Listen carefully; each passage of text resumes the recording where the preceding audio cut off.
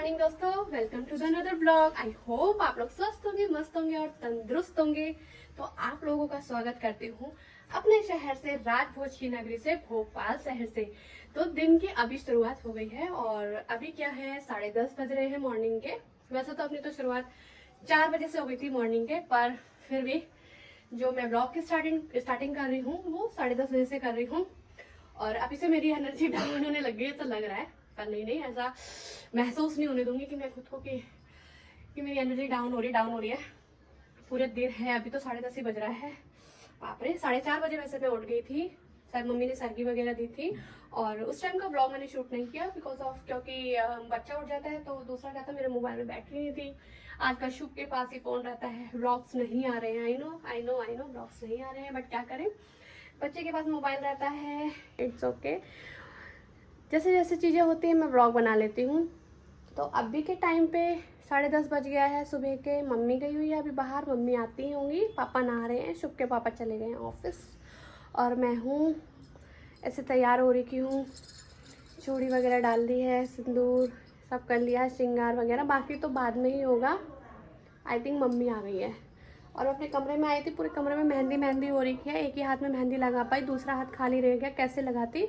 और अगर, क्योंकि क्या है ना, अगर मैं इस हाथ में मेहंदी लगा देती तो शुभ को प्रॉब्लम होती है फिर रात को फीड कराने में, इसलिए। तो अभी पूरे कमरे में मेहंदी हो रही है, तो सोचा झाड़ू लगा लेती हूँ, टाइम पास हो जाएगा, थोड़ा काम कर लूँगी। सारा काम तो मम्मी ने कर ही दिया है, बस मेरे कमरे का झाड़ू वगैरह रह गया है।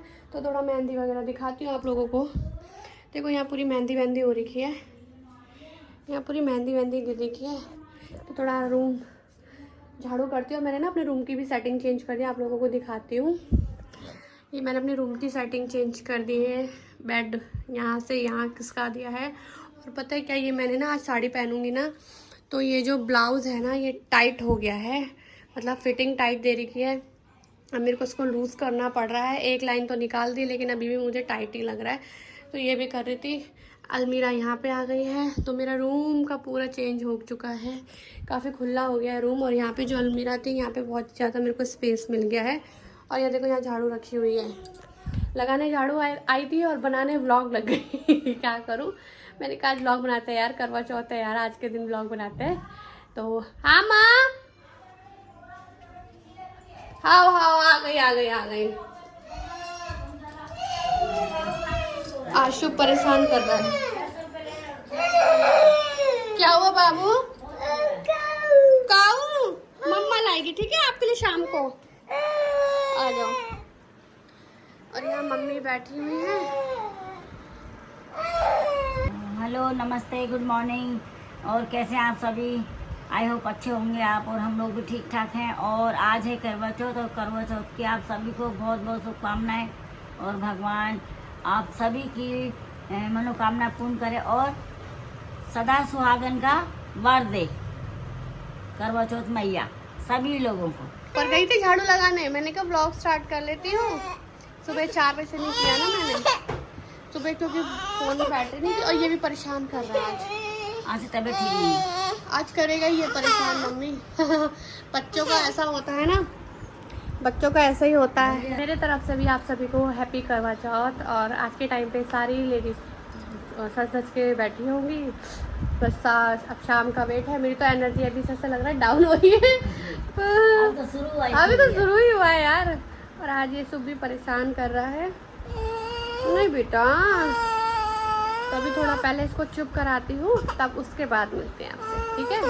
सो गाइज, अभी हो गए हैं शाम के 5:45 और मुहूर्त भी स्टार्ट होने ही वाला है। और मेरी भी तैयारी हो ही गई है, बस यहाँ पे बस तैयारी चल रही है मेरी, पूरे सामान की। यहाँ पे सामान वगैरह कर रही हूँ मैं तैयार। तो आप लोगों को भी दिखाते हैं करवा चौथ का। अब जैसे मैं करती हूँ, सबका तरीका अपना अलग होता है, सबके परिवार में अलग तरीके से करवा चौथ का पूजा की जाती है। हमारे यहाँ पे भी अलग तरीके से होता है, तो मैं उसी तरीके से आपको भी दिखाती हूँ कि किस तरीके से होता है। तो आइए मेरे साथ पूजा करिए करवा चौथ की।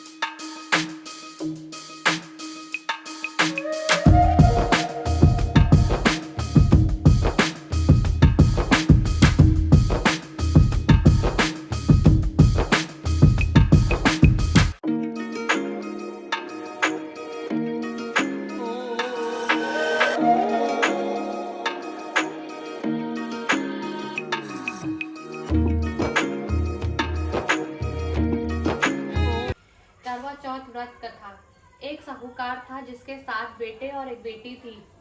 सातों भाई व बहन एक साथ बैठकर भोजन करते थे। एक दिन कार्तिक की चौथ का व्रत आया तो भाई बोला कि बहन आओ भोजन करें। बहन बोली कि आज करवा चौथ का व्रत है, चांद उगने पर ही खाऊंगी। तब भाइयों ने सोचा कि चांद उगने तक बहन भूखी रहेगी, तो एक भाई ने दिया जलाया, दूसरे भाई ने छलनी देकर उसे ढका और नकली चांद दिखाकर बहन से कहने लगे कि चल चांद उग आया है, अर्घ दे ले। बहन अपनी भाभियों से कहने लगी कि चलो अर्घ दे, तो भाभियां बोली तुम्हारा चांद उगा होगा, हमारा चांद तो रात को उगेगा। बहन ने जब अकेली ही अर्घ दे दिया और खाने लगी तो पहले ही ग्रास में बाल आ गया, दूसरे ग्रास में कंकड़ और तीसरे ग्रास में मुंह की ओर किया तो ससुराल से संदेशा आया कि उसका पति बहुत बीमार है, जल्दी भेजो। माँ ने जब लड़की को विदा किया तो कहा कि रास्ते में जो भी मिले उसके पांव लगना और जो कोई सुहाग का आशीष दे तो उसके पल्ले में गांठ लगाकर उसे कुछ रुपए देना। बहन जब भाइयों से विदा हुई तो रास्ते में जो भी मिला उसने यही आशीष दी कि तुम 7 भाइयों की बहन, तुम्हारे भाई सुखी रहे और तुम उनका मुख देखो। सुहाग का आशीष किसी ने भी नहीं दिया।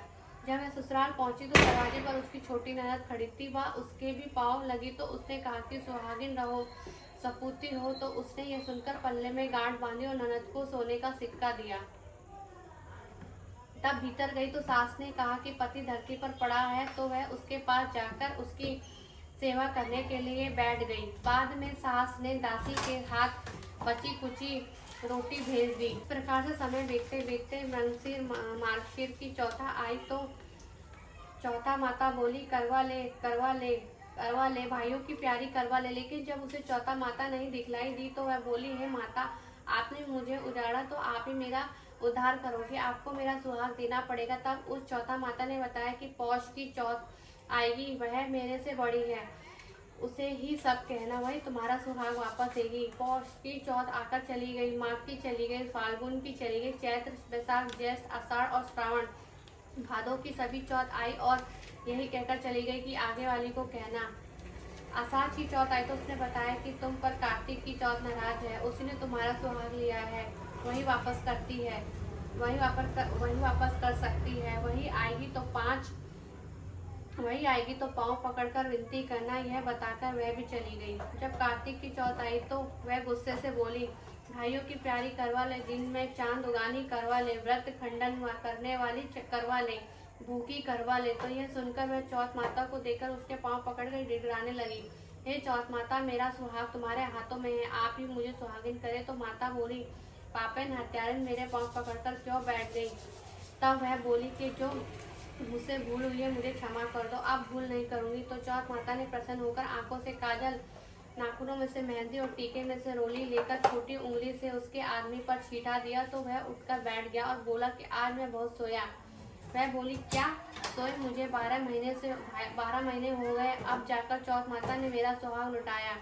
तब उसने कहा कि जल्दी से माता का पूजन करो। जब चौथ की कहानी सुनाई, करवा का पूजन किया तो प्रसाद खाकर दोनों पति पत्नी चौपड़ खेलने बैठ गए। नीचे से दासी आई, उसने उन दोनों को चौपड़ पासे से खेलते दिखा तो उसने सास जी को जाकर बताया।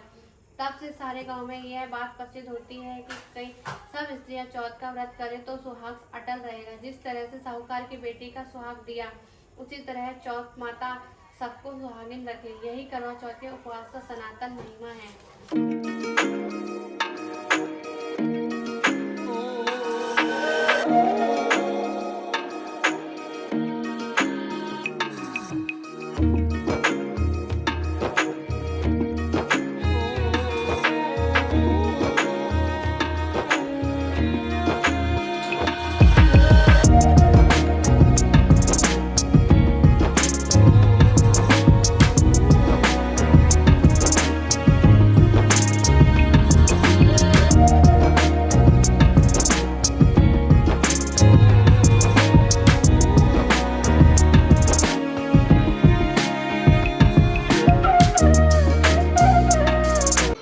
अभी के टाइम पे यहाँ पे मम्मी भी आ गई और मम्मी को मैं उनका सुहाग का पूरा सामान दे रही हूँ।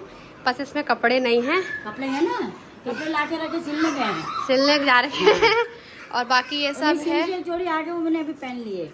हाँ, तो बाकी ये है, आशीर्वाद ले लेते हैं। बाकी सदा सुहागन रहो, सदा खुश रहो, भगवान तुम्हारी सारी मनोकामना पूर्ण करे, सौभाग्यवती भवा। हाँ, तो अभी मम्मी ने ये वाली चूड़ियाँ पहन लेना। अभी हम दोनों ने सेम ली थी, मैंने और मम्मी के लिए सेम ली थी चूड़ियाँ। और ये चिटकी पहन लेना अभी नई वाली, वो डालूंगी सुहाग का एक बोलता हाँ, है। ये पहन लेना। बाकी मेहंदी तो मम्मी के दिन में लगाई दी थी मैंने थोड़ी बहुत।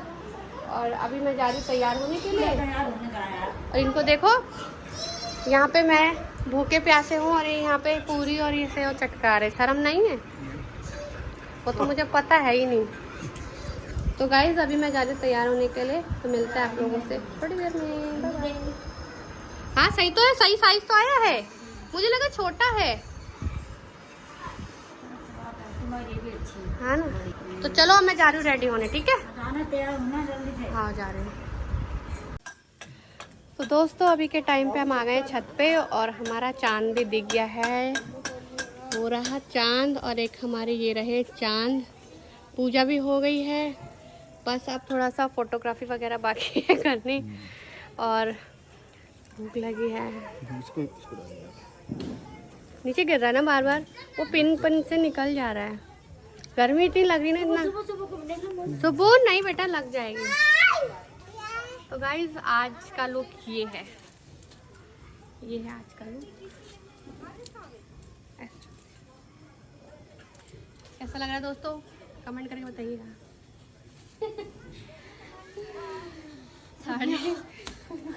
करके भाग के आ रहा है। और मम्मी तो रेडी हुई ही नहीं। मम्मी कोई बात नहीं, मैं रेडी नहीं हूँ तो क्या हुआ, हमारा और मम्मी के तो पैर छुए ही नहीं हमने। उसके पापा मम्मी के पैर छुए, साथ ही छूना। हाँ ना, सौभाग्यवती भवा, सौभाग्य। मम्मी के पैर नहीं छुए हमने, अब छू लिया। क्या करें, छू लिया तूने पहले, इन्होंने नहीं छुए थे ना, काट रहे। सो है गाइस, मैं आ गया हूँ यहाँ पर। आपको मैं 3-4 दिनों से नहीं दिख रहा हूँ क्योंकि मैं गया था अपने देवभूमि उत्तराखंड पे। मेरे मामा की शादी थी, इसलिए मैं वहाँ गया था 9 डेज।